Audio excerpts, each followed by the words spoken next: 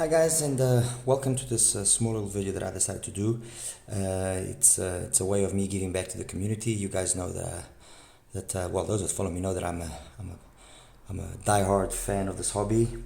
I spend way more money than what I should, but anyway, that's unimportant. I do it because I like it, and I try my best to always give back to the community. And I'm talking to you about the TRIPOWIN Cencibel. It's an IM that was launched about maybe 2 months ago.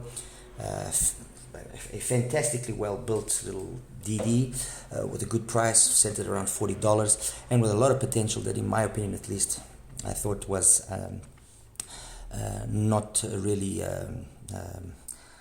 taken to its ability by a lackluster tuning. That's the tuning in stock format.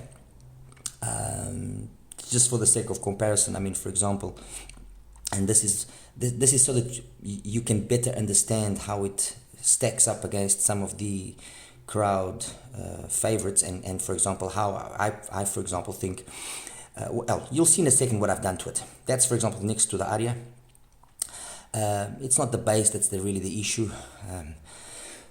Excuse me, it's more the amount of energy that you have in this area between 2 and 5k, which it's just too much, and it's not well done, and it just doesn't match up, and it just makes things too forward, unrealistic, and I mean, it's a crazy pinna gain. We're talking about a pinna gain of 76 to 91. We're talking about a pinna gain of 15 dBs.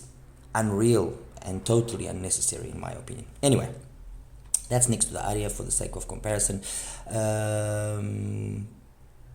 Compared to a crowd favorite and an IM that was very successful, this is the melee.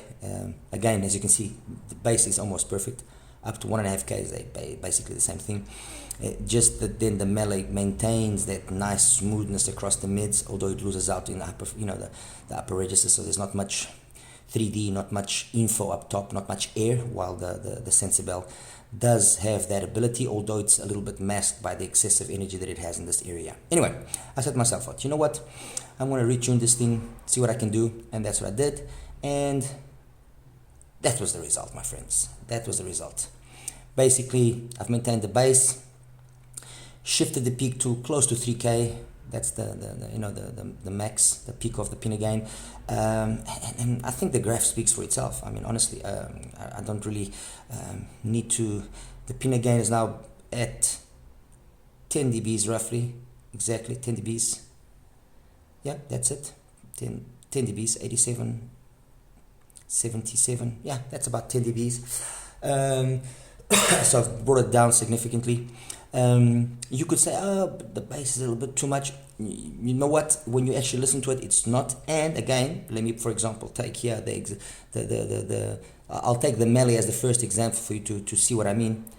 It's basically got the bass of the melee with a little bit more energy in that area there where the melee has been slightly subdued, and it's got energy past 10k.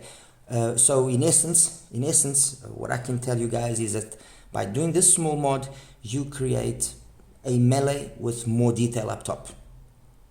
It's as simple as that. There's nothing more to it. It's as simple as that. Compared to, for example, another crowd favorite that was launched recently, and an IM that I particularly like myself as well, the TIN-T2 DLC. Let me just give it a bit of more different color so you guys can actually see the contrast better. There we go. Yes, you do notice it's got a little bit more bass. It's noticeable. Not all the time, but it's noticeable. And the rest is very similar, although the curves are slightly different in terms of audible, it's very, very similar. What you do notice is that while the DLC is perhaps, I wouldn't say lean, it's not lean, it's got plenty bass, but when you hear the same song in one and the other, the Cencibel modified gives you a sense of a bass that's a little bit more full, gives you a nicely colored addition of bass. Let's put it that way. Okay.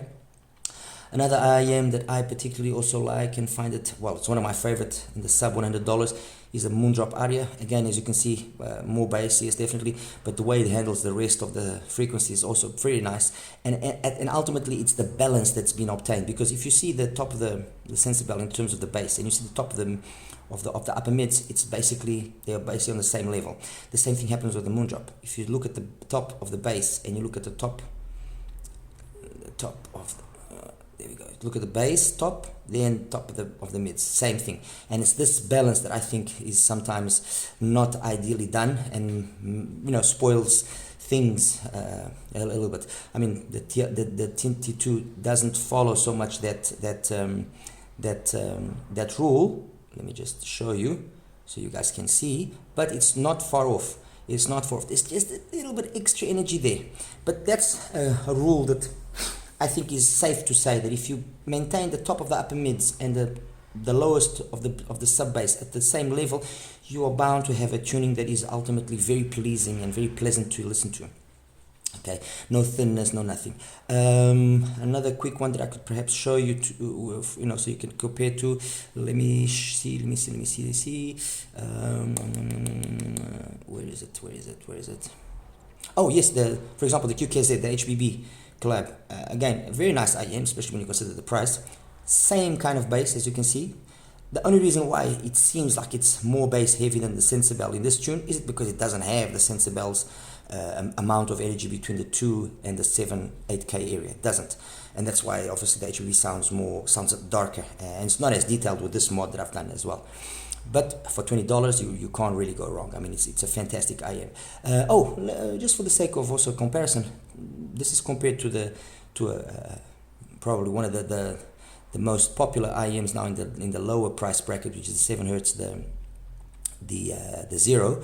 Okay, there we go. And as you can see, we basically have excuse me, a Zero up in the top registers. It's very similar to the Zero up top there, obviously with monster amounts of bass as compared. So that leanness is not there. It's got plenty bass. It's now whether you like it or not, but the truth is it doesn't bleed that much. By the time it's done in the mid bass, which is around 300 hertz, it's almost flat, as you can see, and it sounds really good. It sounds really good, and I knew this driver was good because I've heard this driver before in another application.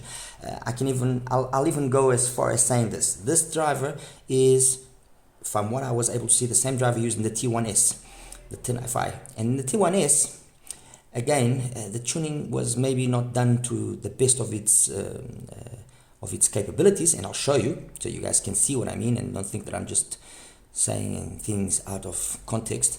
Okay, so the T1S in stock format graphs like that. Okay, once it has been had my touch, that's how it graphs. There we go. T1S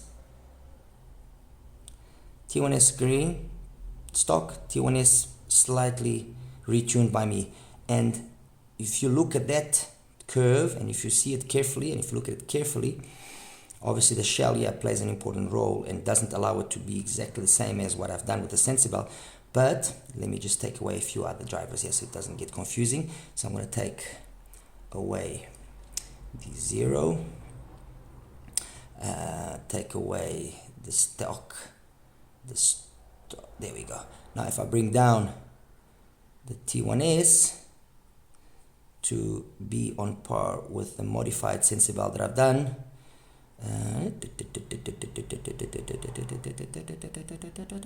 there we go. You see, that's not too far off. And from what I see, it's the same driver. It's the exactly same driver from what I was able to look as well as I possibly could without damaging anything. Anyway, that's not the important part about the T1S. What is important is that you can have this tuning, and it requires only that you take Tanya or an oxygen filter, one or the other, and you put it on the vent. You take away what's there on the nozzle.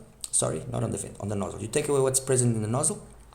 You put the oxygen or the Tanya filter on there. So for those of you that have maybe a Tanya already, a Tanstrom Tanya, just take two of those filters, put it on there, and it's done. I have another version of this which has been more elaborate, and it still improves slightly above this, but it involves a little bit more work. if you want it to look like it is here, okay, and trust me, this sounds absolutely unbelievable, you take a Tanya or an oxygen filter and you put it on the nozzle, and that's that. And you go from having an IM which is bland, which is this for me, this is nothing, this is absolutely nothing, to a IM which graphs like this. Oh, and using the exact same tip. This is using the same tip, okay? The changes that that filter does are using the same tip. All right. Anyway, guys, it's a little gift of mine for the community. I'll be trying to do a few more videos like this. I've done one on the HM Pro as well, on the Heart Mirror Pro, and again, very simple, and the differences are well worth it. Well worth it. Have a good one. As always, like and subscribe. Any questions you guys might have, please feel free to ask. All right, you take care. Have a good one. Take care.